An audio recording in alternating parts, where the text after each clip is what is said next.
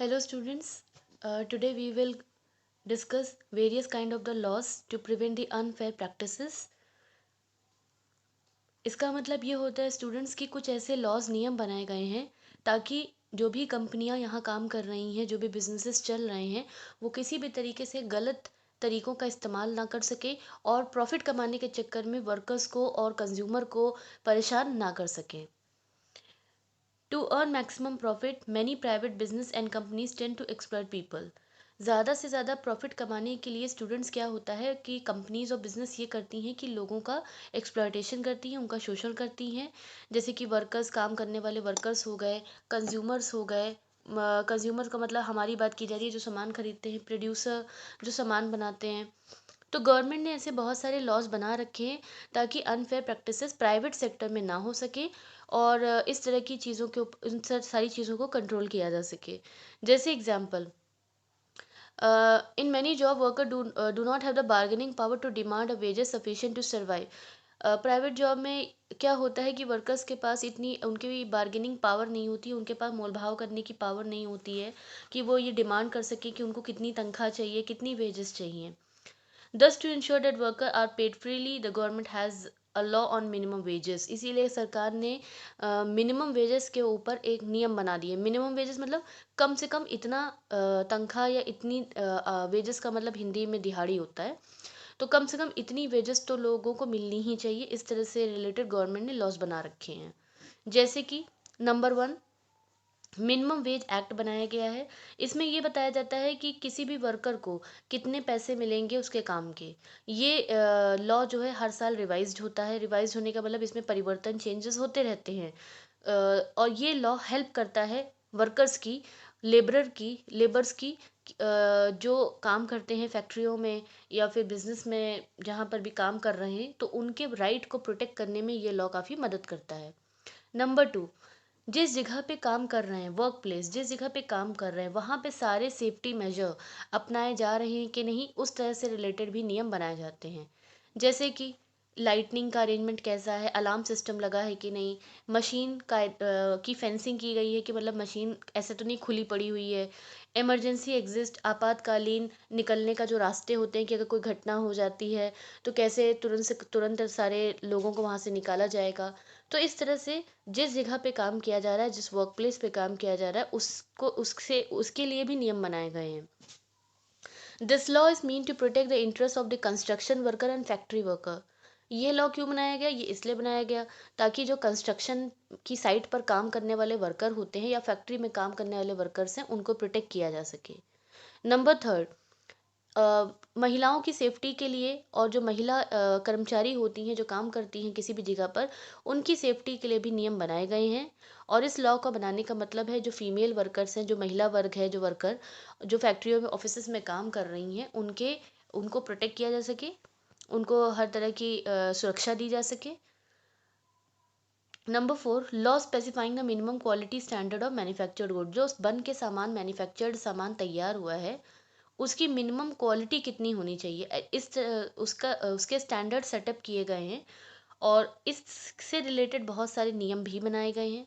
जैसे कि इलेक्ट्रॉनिक कोई सामान हो गया, दवाइयाँ हो गई, खाने का सामान हो गया, तो इसकी एक मिनिमम क्वालिटी होती है कि इससे कम क्वालिटी नहीं होनी चाहिए. और इस तरह के नियम भी बनाए गए हैं. कंज्यूमर की might be put to the risk by such product if they are of low quality. तो कंज्यूमर कभी कभी ऐसे प्रोडक्ट्स का इस्तेमाल करके खतरे में भी पड़ सकते हैं कि अगर उन्हें लो क्वालिटी का सामान दिया जाए. तो गवर्नमेंट ने मिनिमम स्टैंडर्ड सर्टिफिकेशन बना रखा है, मतलब एक मिनिमम एक सर्टिफिकेट देती है जिससे ये प्रूफ होता है कि हाँ, ये सामान जो है सारे मेजर को मीटअप करता है और इस्तेमाल करने के लायक है. जैसे कि ISI मार्क, ये एक सर्टिफिकेट मार्क होता है जो सामान, इंडस्ट्रियल प्रोडक्ट मतलब जो सामान इंडस्ट्री में बन के तैयार होते हैं, उन पे ये लगाया जाता है. तो ये मार्क क्या बताता है? ये बताता है कि ये जो प्रोडक्ट बन के तैयार हुआ है, इसने मिनिमम क्वालिटी स्टैंडर्ड, जो मिनिमम जो क्वालिटी होनी चाहिए कम से कम, उसको सारी चीज़ों को इसने अ, पूरा किया है.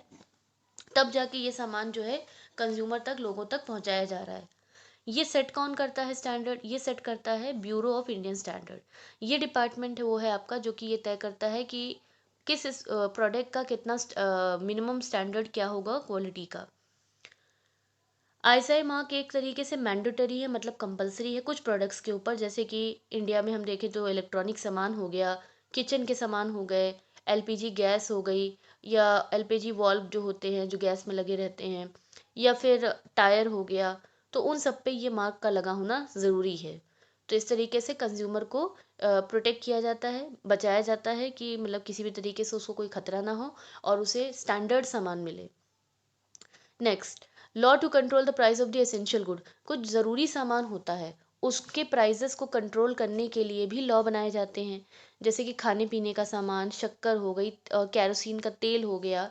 ये लॉ क्यों बनाया जाता है? ये इसलिए बनाया जाता है ताकि जो गरीब लोग हैं वो कम से कम अपनी जो बेसिक नेसेसिटी है, जो बेसिक खाने पीने की चीज़ें हैं उनको अफोर्ड कर सकें, खरीद सकें। नेक्स्ट है, फैक्ट्रियों में से जो पोल्यूशन निकलता है, जो एयर में वाटर में घुल जाता है, उसको लेकर भी नियम बनाए गए हैं। तो ये लॉ क्यों बनाया गया? ताकि इन्वायरमेंट को साफ सुथरा रखा जा सके, क्लीन किया जा सके, जो कि ज़रूरी है सारे लिविंग बींग्स के लिए, जो जी रहे हैं जितने भी जानवर हैं, ह्यूमन बींग्स हैं, फिशेज़ हैं, तो उनके लिए ज़रूरी है और इसीलिए इस लॉ को बनाया गया है। नेक्स्ट लॉ बनाया गया है बच्चों के लिए कि 14 साल के कम उम्र के बच्चों को फैक्ट्रियों में, घरों में काम नहीं करवाया जा सकता है। और इस लॉ का मतलब ये है कि चिल्ड्रंस को प्रोटेक्ट करना, बच्चों को बचाना। नेक्स्ट लॉ बनाया गया है, इसके ऊपर भी नियम बनाए गए हैं कि जो वर्कर्स होते हैं वो अपनी खुद की यूनियन बना सकते हैं, एक ग्रुप बना सकते हैं, संगठन बना सकते हैं। ये लॉ वर्कर्स की मदद करता है कि वर्कर्स अपनी पावर का इस्तेमाल करके बेहतर इनकम कमा सकते हैं और बेहतर वर्किंग कंडीशंस, मतलब उनको ज़्यादा अच्छी वर्किंग प्लेस मिले, कि मतलब जहाँ पे वो काम कर रहे हैं वहाँ पर उनकी जो वर्क करने की प्लेस है वहाँ पर सारी सुविधाएं उनको मिले।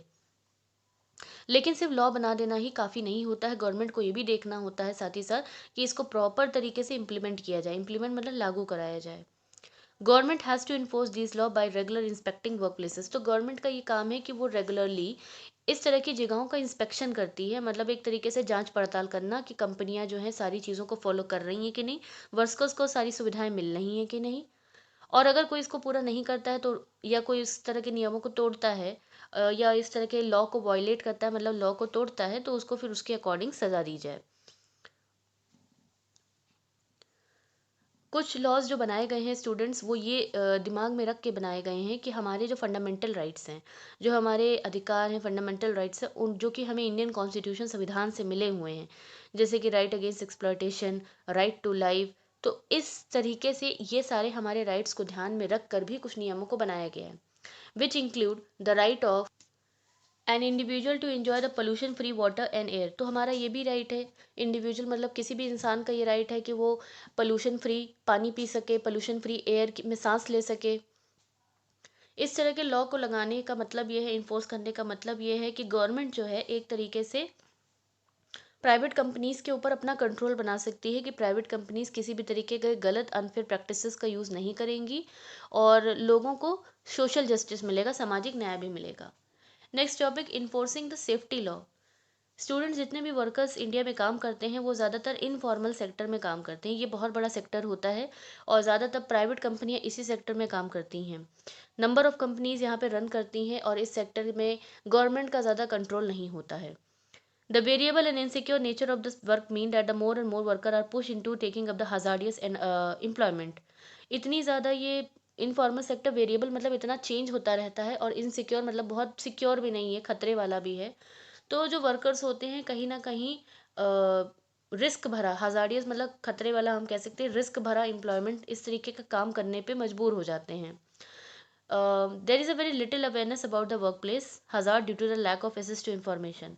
लोगों के अंदर जानकारी की कमी होती है, लोगों के अंदर इस बात की अवेयरनेस नहीं होती है कि जिस जगह पे काम वो कर रहे हैं क्या वो जगह सेफ है और वहाँ पे कोई खतरा तो नहीं है, और even any kind of formal education. तो लोगों को या तो जानकारी नहीं होती है या वो इतने पढ़े लिखे नहीं होते हैं।